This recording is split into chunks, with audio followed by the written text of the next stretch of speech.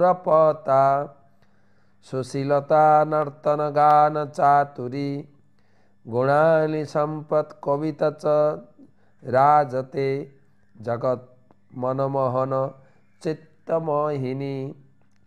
তখন সারি বলছেন, শ্রীমতী রাধারানীর প্রেম, অসাধারণ সৌন্দর্য, সুশীলতা, নৃত্য, গান, চাতুরী, কবিত্ব ইত্যাদি গুণরাজি জগমোহন কৃষ্ণের চিত্ত বিমোহিনী হয়ে শোভা পায়। এগুলো গোবিন্দ লীলামৃত থেকে শ্লোক। আমাদের সংক্ষেপে আমরা সুখ সারি দ্বন্দ্ব পড়বেন, অপূর্ব লাগে। সুখ বলছেন, এই সারি, তুমি জানো আমার কৃষ্ণের মাধুর্য, সৌন্দর্য, ঐশ্বর্য। হ্যাঁ, তিনি ঐশ্বর্যমণ্ডিত হয়, মাধুর্যমণ্ডিত হয়, তার রূপ প্রকাশ করে তিনি সকল ব্রজবাসীদের মাঝখানে তিনি 7 দিন 7 রাত গিরি গোবর্ধন ধারণ করেছিলেন। একদম ব্যাঙের ছাতার মতো এত বড় গিরি গোবর্ধনকে তুলে রেখেছিলেন। সুখ বলে, আমার কৃষ্ণ গিরি ধরেছিল। সারি বলে, আমার রাধা শক্তি সঞ্চারিল। সারি বলে, তোমার কৃষ্ণ একা কি এত বড় গিরি ধারণ করেছিল? বলে, তবে আরে আমার রাধারানী তাকে শক্তি দিয়েছিল পাশে দাঁড়িয়ে, নাহলে পারতো কেন? তখন সুখ আবার বলছে, পুনঃ সুখ কহে কৃষ্ণ মদন মোহন, তবে আর শ্লোক সুখ করিল পঠন। হ্যাঁ, তখন সুখ বলছে, ঠিক আছে, আমার কৃষ্ণ মদন মোহন।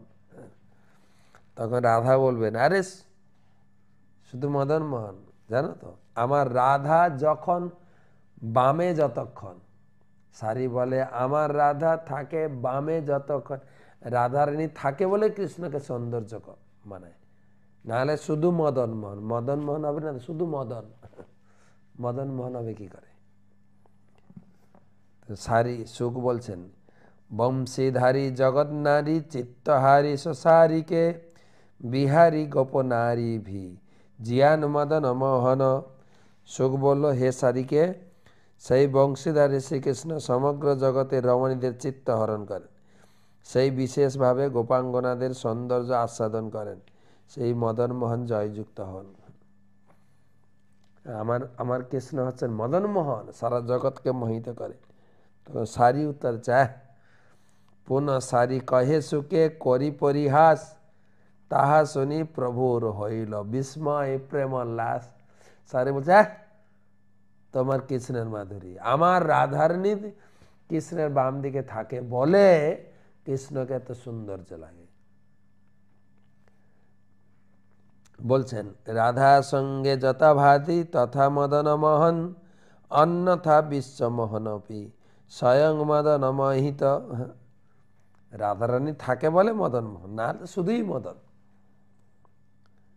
সুখসার অনেক অনেক লীলা আছে, গোবিন্দ লীলামৃতে 2টো শ্লোক দিয়েছেন, গ্রন্থ বৃদ্ধির ভয়ে পড়বেন, সুখসারি দ্বন্দ্বটা পড়বেন। সুখ বলে, আমার কৃষ্ণের চূড়া বামে হেলে।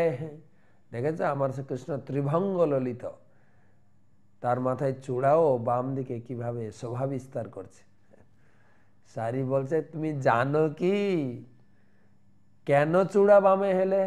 সারি বলে, আমার রাধার চরণ পাবে বলে।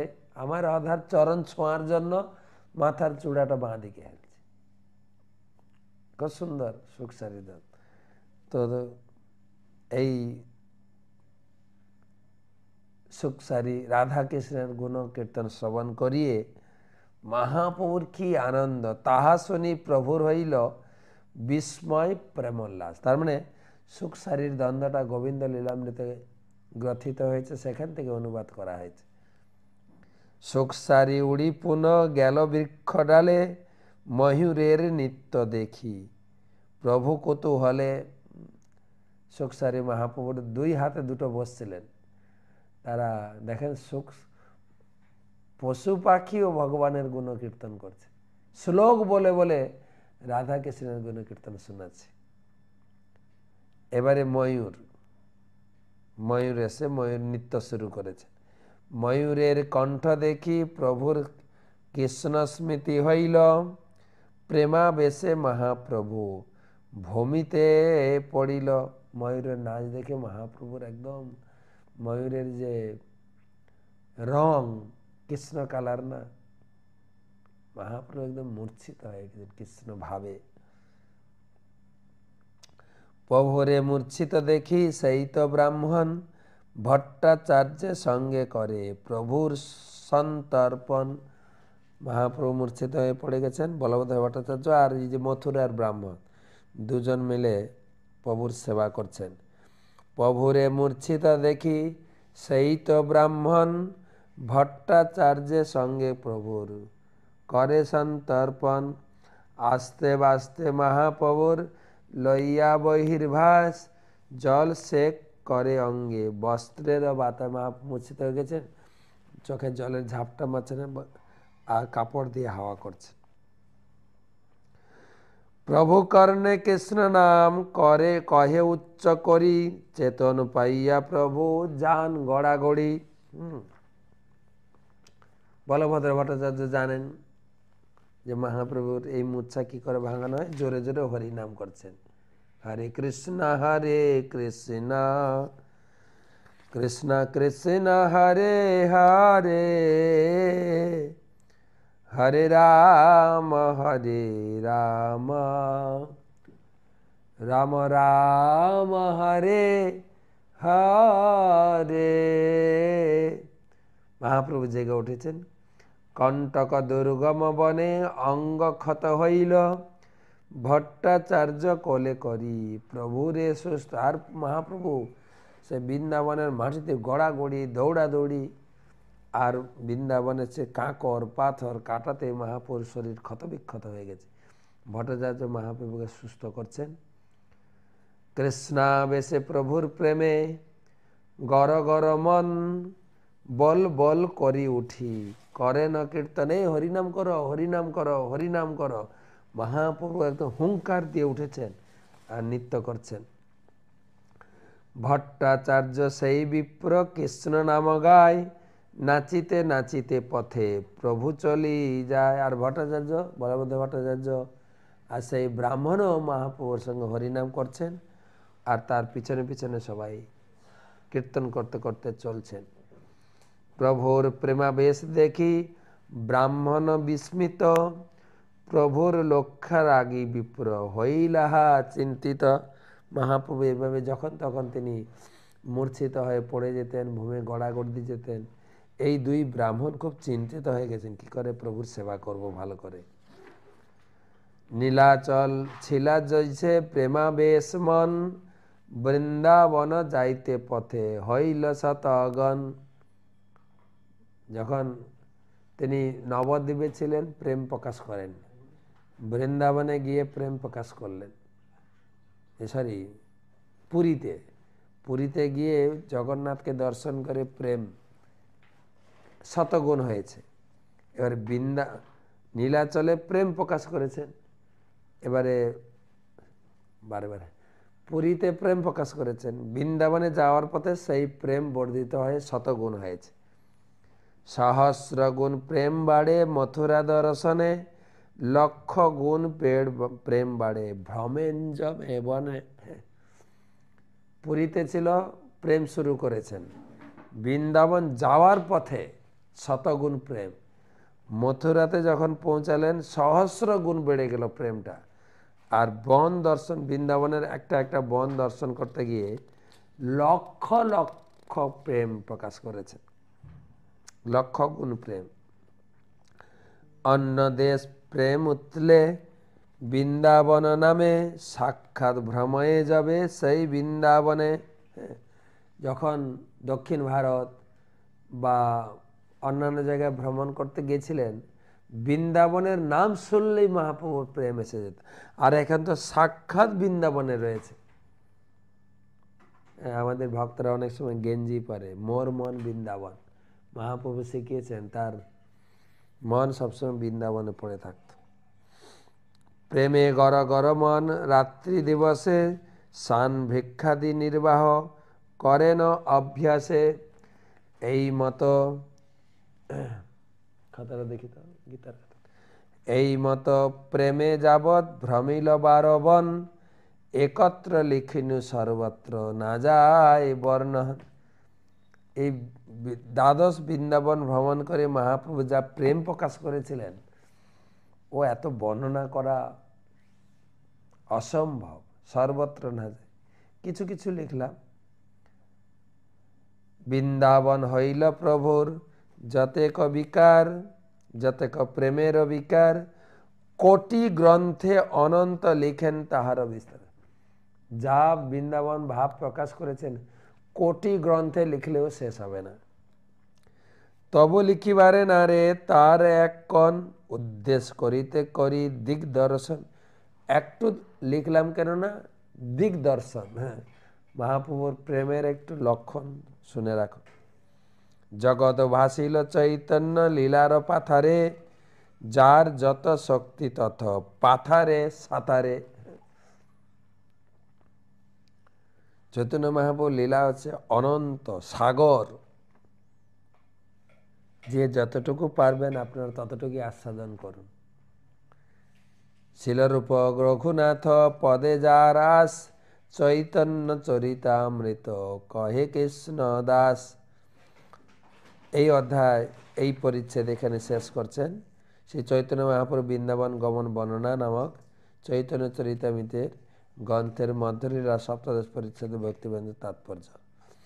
তো এরপরে মহাপ্রভু সেই রাধাকুণ্ডে যাবেন, তার বর্ণনা পরের ক্লাসে করব। আমরা যদিও রাধাকুণ্ড আবিষ্কারের সময় পড়েছি, কিন্তু আরেকবার আমি ধারাবাহিকটা শোনাতে চাইছি। পড়ে কেমন লাগছে আপনাদের চৈতন্য মহাপ্রভু বৃন্দাবন ভ্রমণ? প্রচুর আনন্দ, প্রচুর আনন্দ। এবং এই ভাব নিয়ে আপনারা বৃন্দাবন দর্শন করবেন, মহাপ্রভু যেইভাবে দর্শন করেছেন। কেননা আমাদের আচার্যগণ বলেছেন, গৌর আমার যে সব স্থানে করলো ভ্রমণ রঙ্গে, সেসব স্থান হেরিব আমি প্রণয়ী ভকত সঙ্গে। ভক্ত সঙ্গে মহাপ্রভুর পদাঙ্ক অনুসরণ করে বৃন্দাবন দর্শন করতে হয়। তো গীতা জয়ন্তী মাস, প্রচুর ভক্ত গীতা দান করছেন। কেন এই মাসে গীতা পাঠ, গীতা শ্রবণ, গীতার আলোচনা, গীতার যজ্ঞ হবে। আমাদের আজকে তো 5 তারিখ, এই 7 তারিখ থেকে মায়াপুরে শুরু হচ্ছে গীতা জয়ন্তী উৎসব। যদি আজ থেকে শুরু হয়, টোটাল 7 দিনের গীতা জয়ন্তী উৎসব আজ থেকে শুরু হয়ে যাচ্ছে। 5 তারিখ থেকে মুখ্যত আনুষ্ঠানিকভাবে আলোচনা শুরু হবে। আগামী 11 তারিখে পুরো 18 অধ্যায় গীতা পড়ে 1 অধ্যায় যজ্ঞ হবে। তো সেই গীতা জয়ন্তী উপলক্ষে পবিত্র তিথিতে পুরো মাসে গীতা দান হবে। গীতা দান করছে, আমরা এই মাসটা পুরো গীতা দান গ্রহণ করব। তো 1 তারিখ থেকে যে সমস্ত গীতা দান এসছে আমি পড়ে যাব। আপনার নামটা আছে কিনা দেখে নেবেন। আরেকবার বলে রাখি, আপনি যারা যারা গীতা দান করছেন নাম গোত্র পাঠাবেন। আমরা গীতা জয়ন্তীর দিন প্রত্যেকটি নাম ভগবানের সামনে উচ্চারণ করব, প্রার্থনা করব, নাম আর গোত্র পাঠাবেন। জয়ানন্দ গৌরহরি দাস 2টো গীতা, দেবপালক নিতাই দাস 51টি গীতা, সোমা পাণ্ডে 3টি গীতা, নিপারণ্য গুহ 1টি গীতা, কৌশিক ভদ্র 1টা ভাগবতম সেট, মালিনী সুন্দরী দেবী দাসী 18টি গীতা। একটা গ্রুপ থেকে গীতা এসছে কাসা দেশ থেকে 2970টি গীতা।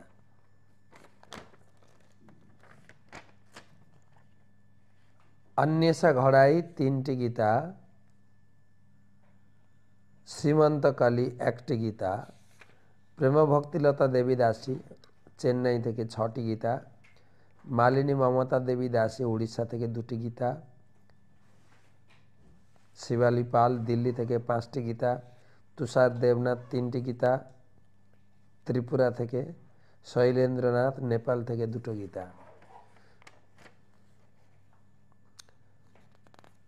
বলদেব করুণা দাস নাগাল্যান্ড থেকে 3টা গীতা,